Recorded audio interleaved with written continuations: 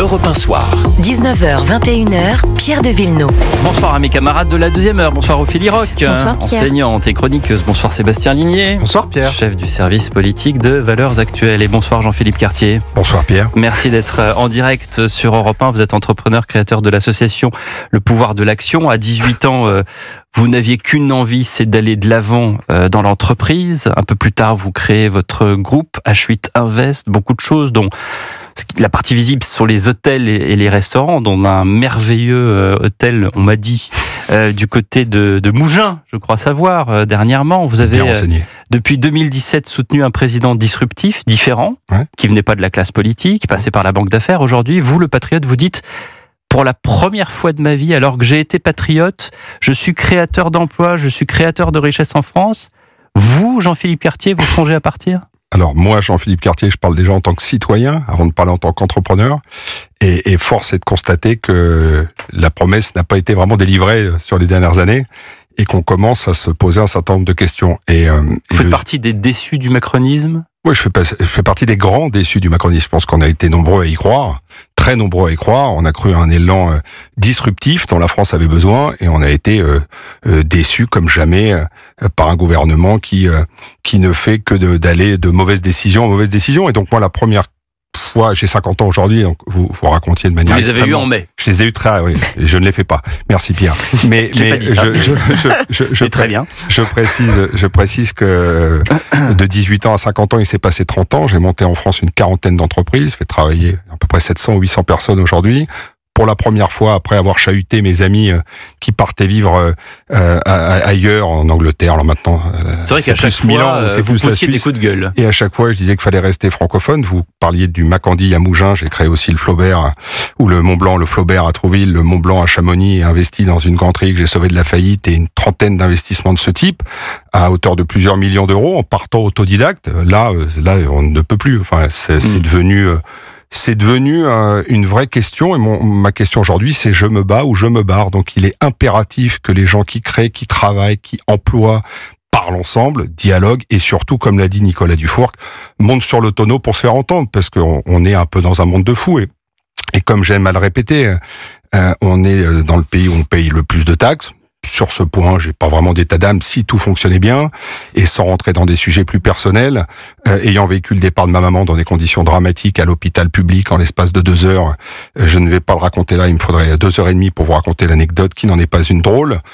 On est chez les fous, on marche sur la tête, donc l'hôpital ne marche pas, la sécurité ne va pas, les emplois ne vont pas, l'école c'est une catastrophe. Donc soit on change de logiciel, voilà. Mais en fait, je vais vous dire, le problème numéro 1, il démarre en bas de la porte de votre bureau. Vous n'y êtes absolument vous pour rien, mais j'arrive gentiment avec ma Smart, en bon entrepreneur que je suis. On me dit de pas me garer là devant les 2 cônes en plastique parce qu'il y avait des places libres pour attendre les ministres. Et il y a 4 personnes qui les attendent en bas. Il y en a un qui vient de sortir, donc, une qui vient de sortir. On dira pas son nom. Voilà, mais arrêtons de traiter ces gens autrement que comme nous nous traitons nous-mêmes, comme des citoyens qui travaillons pour la nation, qui nous donnons du mal. Il va falloir remettre les choses à leur place. Et je pense que demain, soit la table est complètement renversée. Et renverser, c'est pas être révolutionnaire. C'est juste vouloir prendre le taureau par les cornes pour que ce pays soit géré d'une manière impeccable. Et juste pour terminer ce point, il y a un truc qui m'avait particulièrement choqué, puisque j'ai fait partie des entrepreneurs qui me sont battus pour les aides pendant le Covid. Je vous rappelle qu'on a encore plombé notre déficit de 40 milliards d'euros au premier trimestre 2025, sans aucun choc pétrolier, économique, autre, sans Covid. Comment peut-on gérer comme cela ? Comment peut-on avoir, et je suis pas dans la démagogie, mais un Premier ministre qui refait un bureau à 40 000 euros au même moment où on annonce 2 jours fériés en moins. La commande a dû passer il y a très longtemps. Oui, il y a 3 mois. Mais on est chez les fous. Il faut que les gens réalisent tout ça. Et ce que je veux également dire, c'est que moi, en tant qu'entrepreneur, en tant que chef d'entreprise, je déteste le mot patron. Comme vous connaissez un peu, vous savez comment je gère les hommes.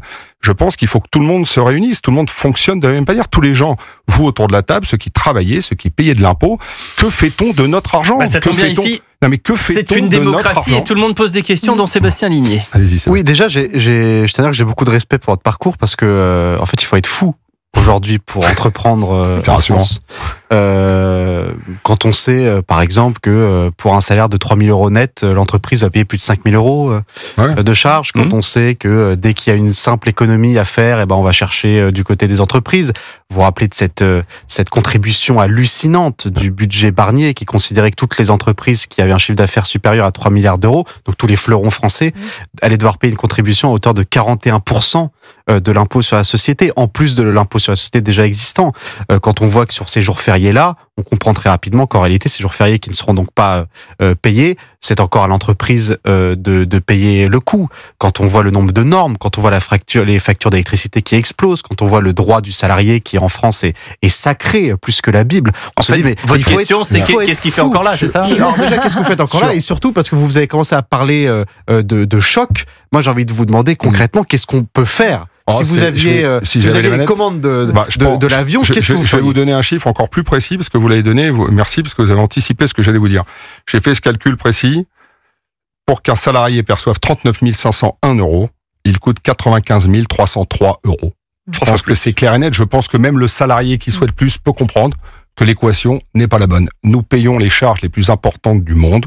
Ce n'est plus possible. Donc il faut un choc. Et ce choc, c'est de mettre aux manettes des gens qui comprennent comment on compte. Enfin, à un moment donné, ça veut dire des gens qui ne sont plus des politiques de droite, de gauche, d'extrême droite, je pense que le monde politique en France tel qu'on l'a connu est complètement révolu. Je le pense profondément. J'en parle beaucoup. Je vois que quand je m'exprime moi, je reçois énormément de gens qui écrivent un peu par derrière, parce que les gens sont pas encore prêts à l'assumer complètement, parce qu'on a des habitudes, des vieilles habitudes. Ça fait 40 ans qu'on écoute les mêmes choses. Mais là, je pense que les gens ont compris qu'il fallait apprendre à compter et qu'on pouvait plus jouer avec notre argent, l'argent de nos enfants et l'argent de notre travail. Chat échaudé craint l'eau froide, puisqu'on a élu Monsieur Macron, qui lui-même venait de la société civile. Je rappelle que Monsieur Macron, il était banquier d'affaires, et que Monsieur Macron, il était ministre de l'économie, et que c'est en aucun cas comparable avec tout type d'entrepreneurs. On en a beaucoup dont on pourrait parler aujourd'hui, qui sont à même de comprendre comment compte. Mais je vais juste, avant de vous redonner la parole, à un moment donné, il faut juste comprendre une chose. Comment peut-on annoncer des chiffres, des budgets qu'on valide en début d'année avec des 110, 120 milliards déjà de pertes? Mais comment peut-on? On est tous des citoyens, on est tous des parents, on est tous des contribuables. Vous êtes à moins 1 000 euros, votre téléphone ne cesse pas de sonner. Vous êtes à moins 100 000 dans une entreprise, vous avez 10 minutes pour trouver des solutions, pour pas dire 3. Vous êtes à moins 10 millions, c'est l'urgence absolue. Donc, je veux dire juste une chose. Jamais de ma vie, on a pu être à découvert de plus d'eux, sinon c'est un drame immédiat. Comment peut-on valider ça? Comment peut-on trouver ça normal? Le budget de l'État ne fait qu'exploser, les dépenses sont abyssales. Bref, à un moment donné, il faut que les gens se réveillent et comprennent et arrêter de s'opposer surtout les uns aux autres, parce que c'est ce qu'on va faire peut-être le 10 septembre, alors que ça partait sur une initiative des gens qu'on avait ras-le-bol. Mais Sébastien vous a demandé comment on fait. Qu'est-ce qu'on fait? Demain, vous arrivez au pouvoir.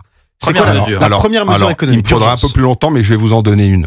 Et vous avez le temps, là. Déjà, ça me va. On se parle, là. C'est bien, parce que ça fait une émission où on en se général, parle. les entrepreneurs, on leur donne moins de temps que les politiques, et c'est bien dommage. Pas du tout. Et c'est bien si vous voulez rester jusqu'à 9h, vous restez. Et puis le prochain coup, faites-nous venir à 19h, il y aura encore plus d'écoute.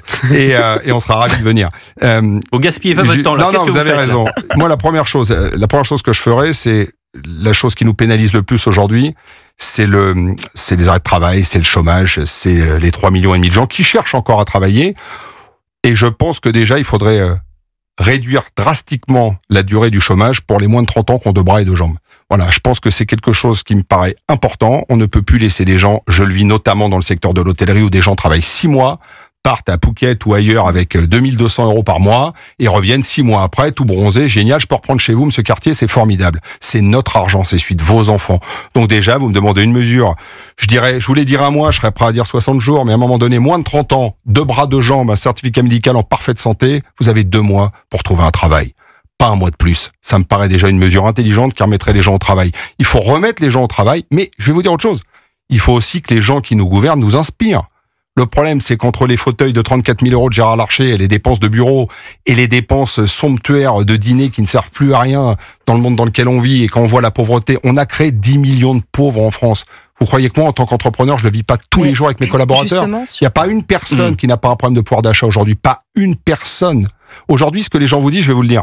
Une femme de ménage dans un hôtel, elle vous dit quelque chose. Vous savez, monsieur Cartier, vous me payez 1 800 euros par mois. D'habitude, c'est 1 300, 1 400, 1 800 euros pour une femme de ménage, c'est pas mal pour 35 heures. Mais il me manque encore 500, 600 euros par mois pour vivre. Moi, je suis conscient, je suis entrepreneur, j'ai réussi. Mais je suis conscient que personne ne peut vivre avec 2000 euros. 2003, 2005, c'est devenu quasiment impossible. Donc il faut faire table rase et remettre les choses à plat de la manière la plus simple du monde. Augmenter sensiblement les salaires et baisser sensiblement le coût du travail. Après, vous m'interrogez en tant qu'entrepreneur.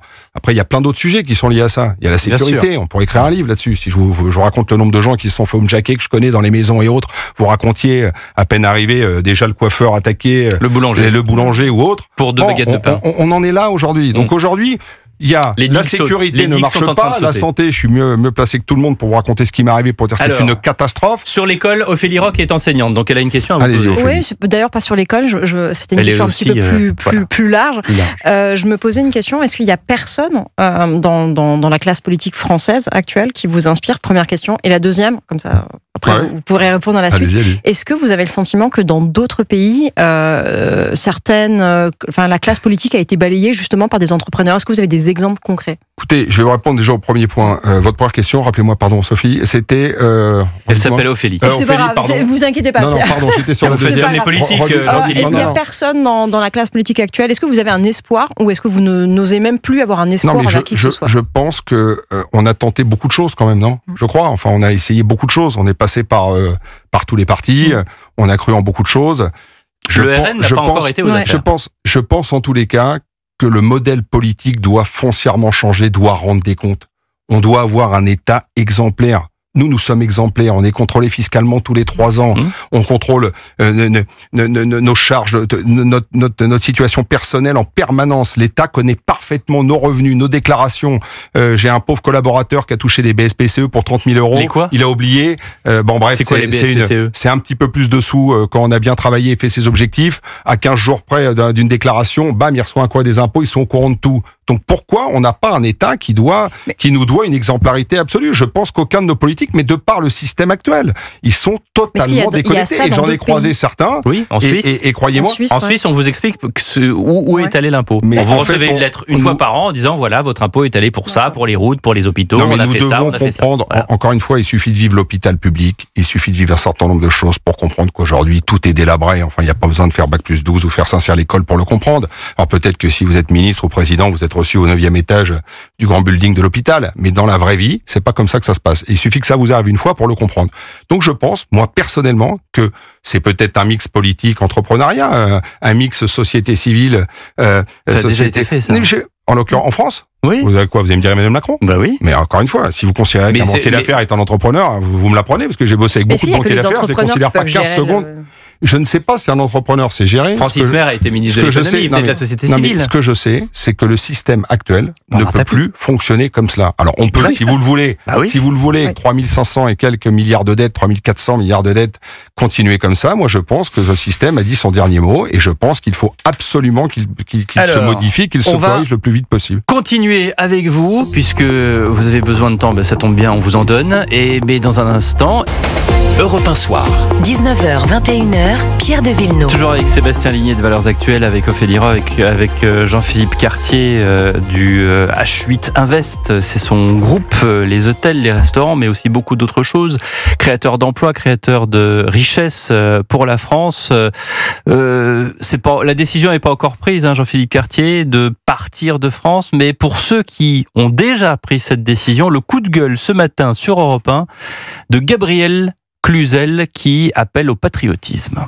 Moi, je suis quand même assez étonnée de voir tous ces gens qui souhaitent quitter la France. Moi, je concède que la France va mal, mais c'est mon pays. Moi, j'ai pas envie de quitter le pays. Il y a la tombe de mes ancêtres où mes enfants sont nés, où je suis née. L'esprit français, c'est l'esprit français. Même dans d'autres pays européens, parfois, quand on discute avec les gens, on se dit il leur manque cette espèce de finesse française. Enfin, c'est encore une fois, c'est mon pays. Je suis Francis Cabrel. J'ai rien trouvé de mieux que le Mont Lopin de terre et le vieillard planté au milieu. Attendez, on n'est pas là pour changer de crèmerie. C'est pas, tu vois, moi je me plais pas là, je vais partir. Il faut se battre. Nos ancêtres se sont battus. Mais alors comment on se bat? 14-18, ils se sont battus. Comment on se bat avec François Bayrou, un Premier ministre comme celui-ci? On se bat en essayant de redresser ce pays. Moi, quand je vois des gens de droite qui me disent j'ai envie de me tirer, pardonnez-moi de parler vulgairement, de ce pays, j'ai envie de leur dire mais attendez, vous râlez contre le grand remplacement et vous êtes en train de l'organiser en partant vous-même. Qu'est-ce que vous lui répondez? Et notamment sur cette dernière phrase, vous organisez le grand remplacement. Ah, vous l'avez bien trouvé, Gabrielle, elle est en forme. Ouais. Non, mais encore une fois, la question, elle se pose autrement. Sortie de son contexte, oui, on est tous patriotes et si je suis encore en France à 50 ans, c'est que j'ai trouvé toutes les raisons d'y rester, à commencer par une résilience sans limite pour continuer d'investir et d'entreprendre. Maintenant, il y a un moment donné, les gens partaient pour des raisons fiscales. Et c'est celles pour lesquelles je les combattais souvent, amicalement, en disant c'est quand même des raisons difficiles quand t'as vendu, quand t'as réussi, quand tu t'en es sorti, même si on a payé certainement beaucoup plus que la moyenne, mais on reste patriote. Aujourd'hui, il y a d'autres raisons. Il y a la famille, il y a plein d'autres choses, et ça s'appelle la sécurité. Et je trouve qu'aujourd'hui, ce pays nous rend, j'ai aussi amené un chiffre qui nous montre qu'on est le pays le plus insécure du monde, d'Europe, France, Belgique, Irlande, UK, Sweden, Italie, Ukraine. Je pense que les raisons deviennent multiples et après, à partir de ce moment-là, il y a des États, des pays qui commencent à savoir nous accueillir d'une manière qui donne envie d'y aller. Voilà. Et des pays où il n'y a pas le grand remplacement, comme dit Gabriel Cluzel. Qu'est-ce que vous pensez de cette d'autres, comme Philippe de Villiers d'ailleurs, sur nos antennes, sur CNews et sur Europe 1, disent c'est un choc civilisationnel. Mais on en est tous conscients. Mais cher Pierre, c'est le choix des politiques. C'est pas le choix de Pierre ni de Jean-Philippe Cartier. On vit quelque chose qui est 40 ans de politique. Sauf si, à partir du moment, si on le refuse. On va dans les urnes quand même, on va élire des gens. On va dans les urnes, mais il y a un choix politique qui a bientôt 40 ans, qui fait qu'on arrive à une situation qui est celle que nous connaissons en France. Parce qu'on élit toujours le même. Pourtant, il me semble qu'il y a certains de vos confrères qui sont, je pense notamment un célèbre restaurateur, qui sont pour l'emploi, vous voyez, de cette main-d'œuvre, en disant elle est peu qualifiée, elle nous coûte moins cher, donc il y a ça aussi. Encore une fois, faut pas mélanger deux sujets. On en a suffisamment dans nos restaurants de gens exceptionnels qui travaillent, qui viennent de tous les pays du monde et dont on a besoin. Et c'est là où, encore une fois, le débat parfois devient un petit peu obscur, puisqu'on mélange deux types de populations. On mélange une population intégrée qui souhaite travailler et que je respecte et traite de la même manière mais moi, je suis tout à fait pour régulariser un sans-papier qui veut travailler demain et qui s'intègre en France. Je le fais demain matin à 9h du matin. Par contre, un voyou, un salopard, un voleur, un tueur, un violeur en série, je le dégage en un quart d'heure, montre en main, et je le renvoie d'où il doit revenir. C'est toujours le terrain sur lequel on va vous amener. Alors, les gens qui travaillent dans les cuisines, moi, je cherche tout le temps, flux tendu, 50, 80, 100 personnes. Ils peuvent être de toutes les couleurs du monde, ils peuvent être de toutes les nationalités, de toutes les religions, je m'en contre-moque dès lors qu'ils s'adaptent à ma culture. On est dans le nœud gordien là. Est-ce que vous comprenez qu'une partie des Français ne veulent pas faire ce boulot-là? Est-ce que vous comprenez qu'une partie des Français disent en fait, non, on va de toute façon en cuisine pour faire la plonge, engager quelqu'un du Sri Lanka? Mais je vous ai répondu, Pierre. Déjà, je n'ai aucun problème à engager quelqu'un du Sri Lanka. Et deux, faisons mais c'est pas ça le sujet. Est-ce que vous comprenez? Faisons en sorte que les gens qui refusent ce travail ne le refusent plus. Si vous, Pierre, vous perdez votre emploi demain et que vous devez aller travailler avec moi et vendre des pizzas pour nourrir votre famille, je pense qu'on le ferait tous les deux. Si vous devez faire n'importe quoi comme métier pour être dans une cuisine, pour remonter vos manches et puis nettoyer des verres, je pense que peut-être tous les quatre autour de la table, on serait capable de le faire ensemble. Redonnons, et vous l'avez fait, moi aussi, redonnons aux gens cette volonté, cette envie et cette obligation de se mettre au travail. On les a déresponsabilisés totalement. Je vous ai donné mon exemple du chômage tout à l'heure. Je peux vous écrire un livre sur le nombre de jeunes qu'on a reçus, qui font 15 jours et qui ont mal au dos, qui ont mal au bras, il fait chaud, c'est l'été, désolé, c'est la Côte d'Azur, il fait chaud. Ah, il pleut à Trouville, c'est compliqué, on préfère être au soleil. C'est un problème, c'est un problème. Mais enfin, je peux vous dire, parce que tous les gens qui écoutent le savent, tous les gens qui recrutent et qui emploient. Mais vous êtes là pour témoigner. Mais je vous dis que tous les gens qui cherchent à recruter du personnel aujourd'hui, et c'est pas forcément dans l'hôtellerie, dans la restauration, c'est dans la comptabilité, c'est dans tous les métiers aujourd'hui, vous diront la même chose. Il y a une perte de la valeur travail. C'est une perte qui vient de 30 ans de mauvais choix politiques, de paiement de la fainéantise, à l'inverse du respect du travail. Tout ça, c'est une évidence absolue. Et à partir de ce moment-là, remettons les gens au travail, et il y aura beaucoup de gens dans les cuisines qui n'auront pas d'autre choix que travailler pour 2 000 € par mois et qui devront le faire à 25 ans, 24 ans, 27 ans. Voilà. On est tous passés par là. Simplement d'abord sur l'esprit français, moi je considère qu'un grand restaurateur qui s'expatrie à New York pour ouvrir un restaurant gastronomique français à New York, il fait plus pour l'esprit français que un jeune de 25 ans qui vit des aides publiques, si vous voulez. Donc l'esprit français, il peut vivre aussi à l'extérieur de nos frontières. Parfois, il vaut mieux même parfois l'exporter en dehors de notre pays. Maintenant sur la question du travail, moi ça m'intéresse beaucoup, notamment sur la question du temps de travail et de la durée de cotisation, parce que quand on parle des retraites, on parle souvent des retraites, soit du point de vue du retraité, retraité qui considère qu'il a travaillé toute sa vie et que donc il a mérité sa pension. On parle de la retraite en fonction des actifs qui n'ont pas envie de travailler une année supplémentaire ou une heure de plus par jour. Mais on parle rarement de la question des retraites françaises avec un chef d'entreprise. Et ça m'intéresse que vous soyez là justement. Ah nous, on n'y a pas droit, donc tout va bien. Hein. J'imagine. Est-ce que les Français bossent assez? Est-ce que la légende de les Français bossent pas assez, sont des feignants, ils ont pas envie de travailler plus, les Français partent à la retraite à 62 ans alors qu'à côté c'est 64 ou 66 aussi, Est-ce qu'il faut qu'on bosse plus? Est-ce que vous comprenez quand 50% de la dette Macron a été faite à cause de notre système de retraite? Est-ce qu'il y a un peu de vrai là-dedans ou est-ce que vous pensez qu'on en fait trop avec Je pense qu'évidemment il faut qu'on travaille plus, mais il faut que les gens aient l'impression de gagner plus. C'est un cercle assez facile à comprendre. C'est-à-dire qu'aujourd'hui, comme les gens ne se sentent pas rémunérés à leur juste valeur et que nous, chefs d'entreprise, via le calcul qu'on a fait tous les deux ensemble tout à l'heure, quelqu'un qui demande 500 euros de plus, 700 euros de plus, 800 euros de plus, on a vu vite le calcul, c'est 3 fois la mise à la fin avec les charges sociales comprises. Donc évidemment qu'il faut qu'on travaille plus. Évidemment qu'il faut remettre un esprit de travail en avant. Mais pour ça, il faut aussi des salaires qui soient de plus en plus adaptés et il faut aussi que la valeur travail reprenne toute son importance. On l'a, je vous le dis, cassé. Encore une fois, ça soit les arrêts de travail. Enfin, c'est aujourd'hui les gens s'arrêtent pour rien, décident de ne plus travailler parce qu'ils sont fatigués. J'ai une anecdote qui a elle a 2 mois. C'était à la fin du mois de juin. J'étais à côté de mon bureau. Il y avait 2 jeunes filles assez mignonnettes qui discutaient, 25, 28 ans. Oh, j'en ai marre de mon travail. J'ai réussi à leur demander une rupture conventionnelle et à partir. Voilà, j'ai besoin de réfléchir à ce que j'ai envie de faire. Enfin, dans quel pays au monde vous décidez de partir, vous allez toucher 2000, 2300 euros par mois pendant 6 mois, 8 mois, 10 mois, 12 mois, parce que vous avez envie de voyager ou de réfléchir autrement. Enfin, je sais pas si ça vous est arrivé. Moi, j'ai commencé à travailler à 18 ans, je n'ai jamais coûté 1 euro de deniers publics. En plus de jamais utiliser la sécurité sociale, parce que pour l'instant, j'ai jamais été malade et quand j'ai besoin d'un sirop, je sors 5 euros de ma poche. Donc, je vous dis, à un moment donné, toute cette manière de calculer ou de compter ou d'indemniser doit changer. Mais cette il faut qu'on indemnise. Je vais vous dire, juste pour finir sur ce point, autant je pense qu'il va falloir commencer, j'ai pas envie de me mettre dans les seniors, et je pense qu'on devrait déjà rebalayer un peu l'âge des seniors un peu plus long, parce que 55 ou des âges là, je vous considère, et on vit 100 ans et on est déjà un peu plus jeune dans notre tête au niveau de notre santé physique, mais autant protéger des gens qui ont des métiers difficiles, des gens qui travaillent à plus de 50 ans, qui n'arrivent pas à se recaler 100%, mais sur la jeunesse quand même, franchement, qui ne peut pas entendre que quelqu'un peut travailler en cuisine, faire serveur, porter sans être épuisé au bout de 15 jours ou t'assommer d'arrêt maladie. Et c'est vrai dans toutes les professions. Je parle à des centaines de personnes de manière régulière dans tous les secteurs d'activité. Tout le monde vit ce problème au quotidien. Donc changer l'indemnisation, c'est tout, c'est aussi simple que ça. Au-delà de l'argent, l'argent doit bien sûr, le fait de ne pas être payé beaucoup fait que beaucoup de gens préfèrent finalement partir, s'enfuir d'un travail. Mais est-ce qu'il n'y a pas aussi un problème avec la valeur travail? Mais est-ce que le problème de cette valeur travail ne vient pas aussi parfois des conditions de travail? Moi, j'ai beaucoup bourlingué, merci.